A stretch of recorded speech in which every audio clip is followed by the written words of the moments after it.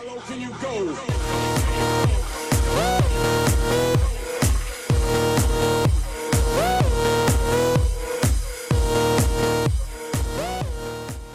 Rachel Dolezal. Ask Rachel. Racial profiling. Transracial. It's your girl Gia, representing Gia's World, and I'm finally doing a video on this topic. If you don't know, there's a 37-year-old woman by the name of Rachel Dolezal, who basically has been portraying to be an African-American black woman for the past 6 to 8 years. And I've been watching other people's videos, I've been researching on this situation, looking at the articles, looking at the definitions and terms that are being used to describe this situation.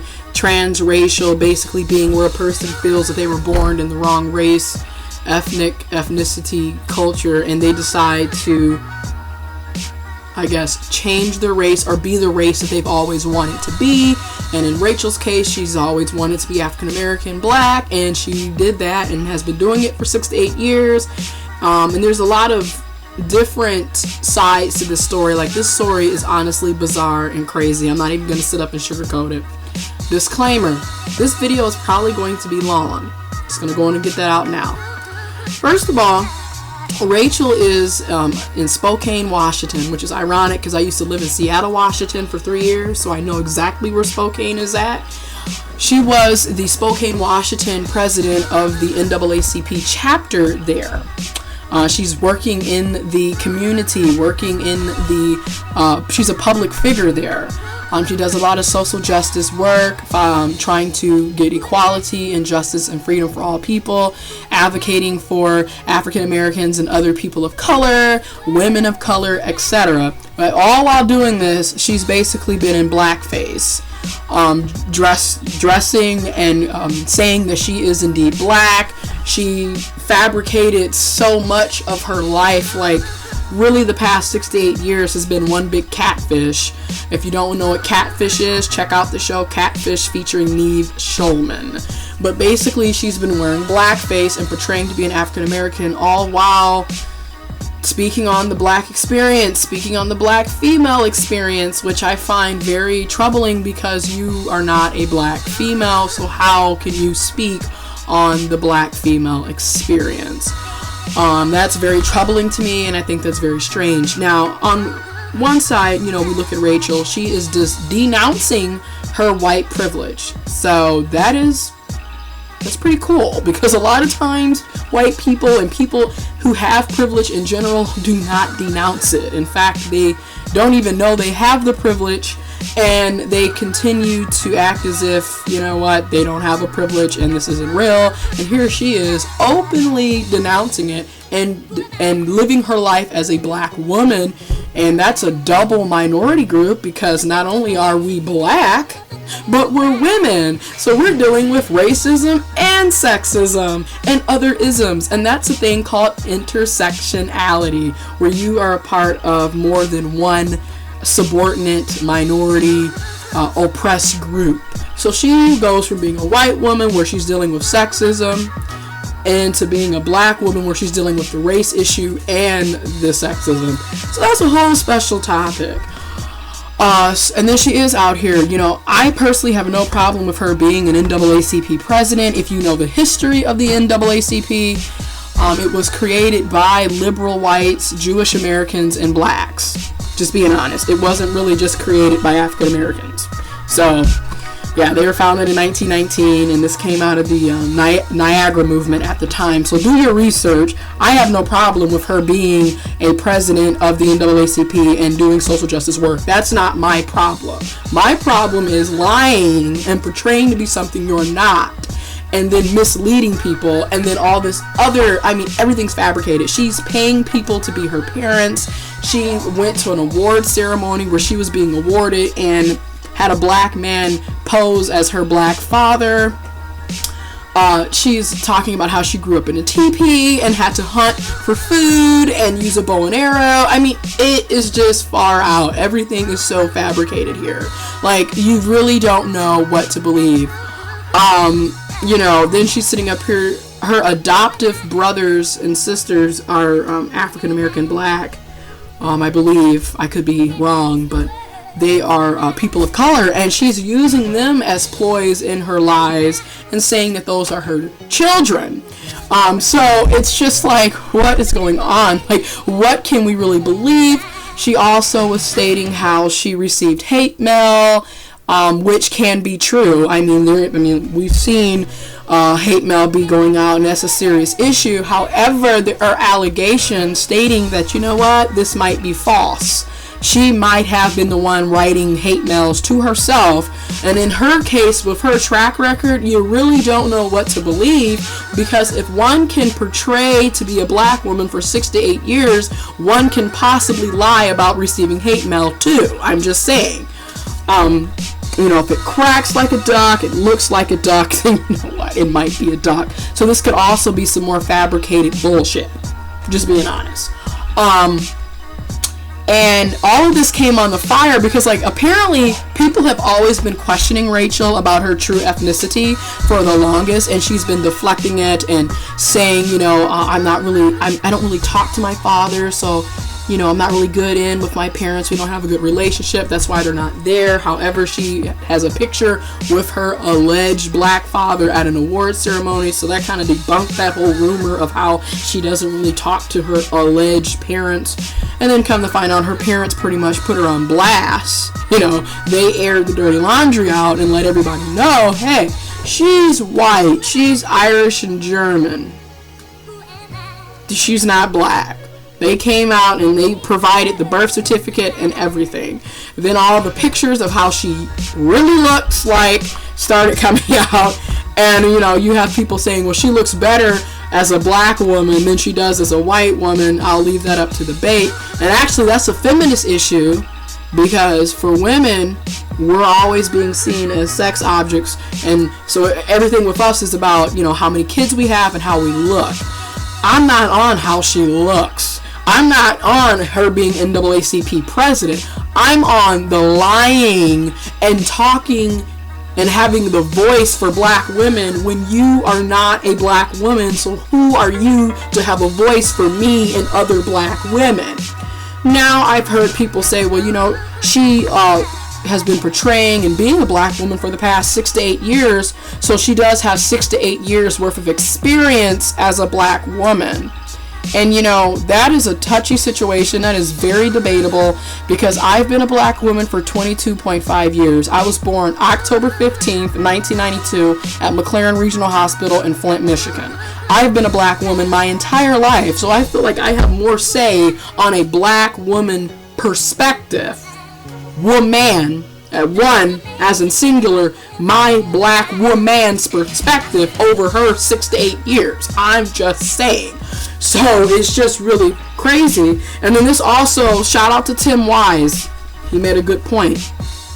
You don't know who Tim Wise is, look him up on Google. It's the white privilege. It's the whole privilege mentality. How you can come in and hijack somebody else's culture. And then on top of that, she's using perceived stereotypes of what a black woman is or what she should be.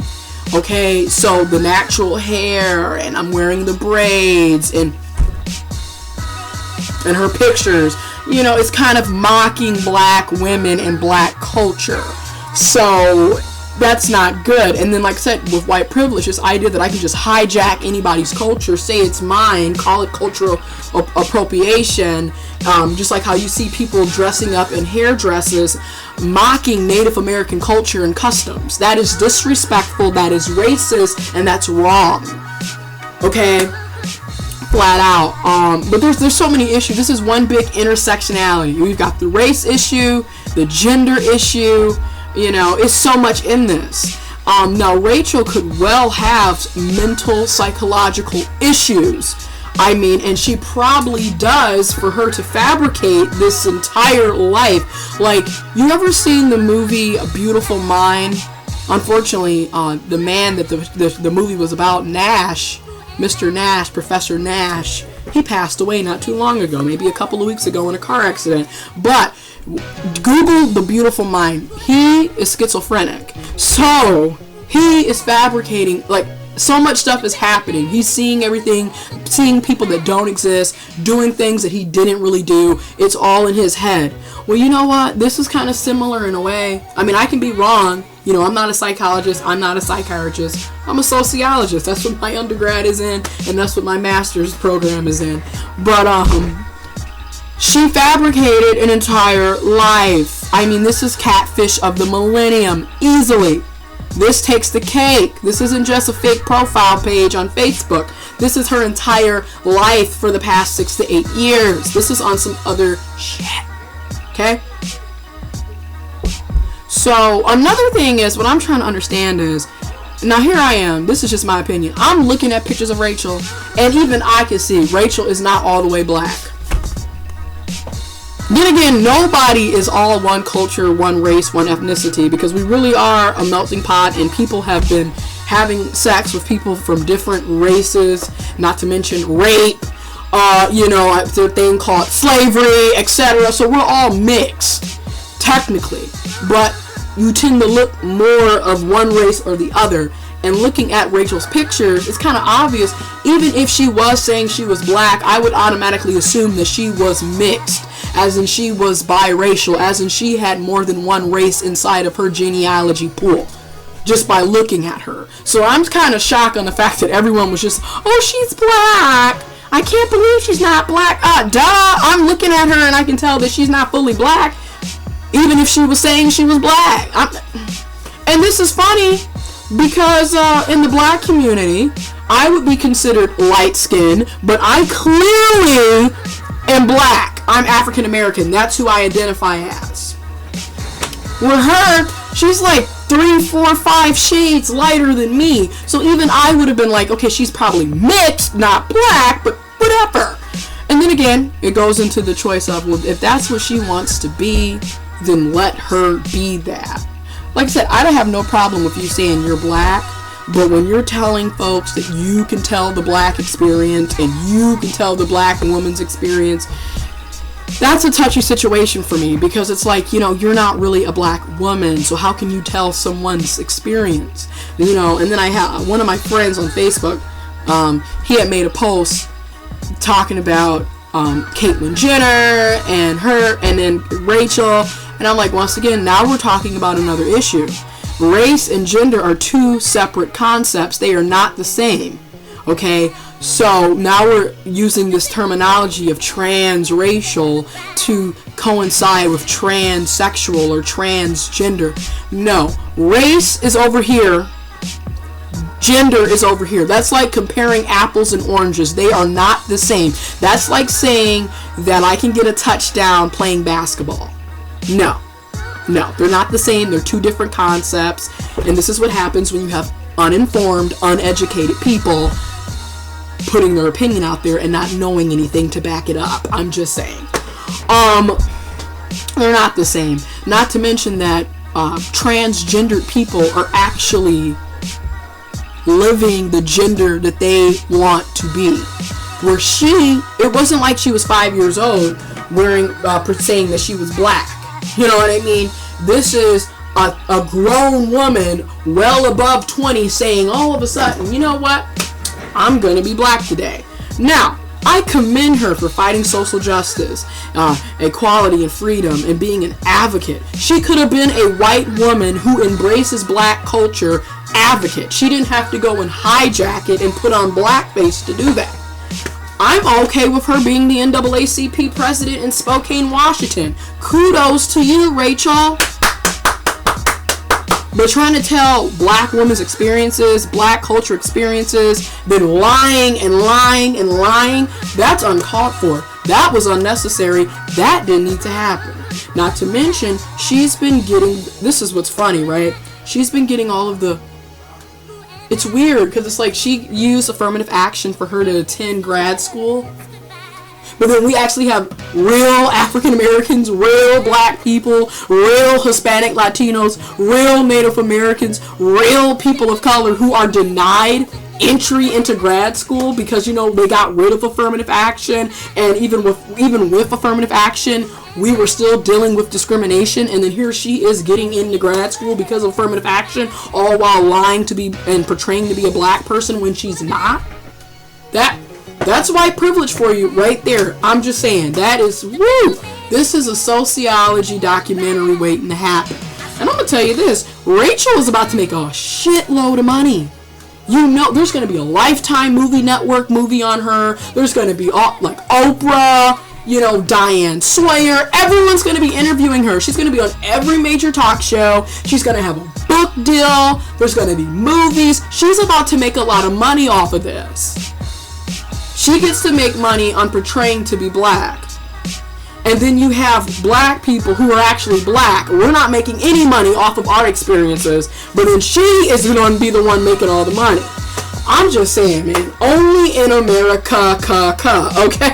This is some crazy mess, flat out. And you know what? Since I just can't believe it. You know, you think you've seen and heard everything, but this society gets weirder and weirder and weirder, and things just get... This is an odd situation. If she has mental issues, I hope she receives the treatment that she needs and deserves. Kudos to her being a social justice activist, but guess what? I'm a social justice activist. There's so many people in the United States of America and around the world, in every single continent, in every single country, that's a social justice activist, that are fighting for the rights and equality and justice and freedoms for all people. So when folks are saying, well, you know, she did do this, there are people doing that too. So stop trying to say that because she does this, it's okay for her to lie and fabricate. That's wrong. That's wrong. It's wrong all the way. Okay, I'm out here in my own community of Flint, Michigan, in Genesee County. I mentor, I clean up trash, we do community gardens, we're helping students get scholarships, helping them with homework, helping their parents do taxes. I'm out here on a daily basis. In fact, I have 2 open houses for high school students that I'm going to today, and then after today, I'm going to a poetry slam event to support local talent and youth talent. I'm in my community, but am I getting praise? But that's what I'm saying. It's amazing how we make certain people popular and famous, and we allow certain people to get a pass, and it's okay. I'm just, Rachel, you catfish of the millennium. It's great that you're out here doing social justice activists, but guess what? You could have just been that white ally who understands and appreciates black culture. You didn't have to hijack someone else's culture to do that. You know, my last name is Ireland, as in my ancestors were probably enslaved by Irish slave owners, okay, or by English slave owners. But that doesn't mean I get to say, hey, I'm going to be white today, and from now on, I am white, therefore I'm a white woman, so now I just have to worry about sexism and I get white privilege. No, I don't get to do that. So you don't get to hijack my culture and my experiences and my perspective and mock us. It's just, I can't do this. This is just some crazy mess, but woo, mind blown. For real. Anyways, I want to know you, the viewer, what do you think about the Rachel Dolezal situation? Ask racial memes, racial profiling, you know, what do you think? Leave it in the comment box below. This is just one bizarre story. I mean, it's out of control. Anyways, I'm out of here. Deuces.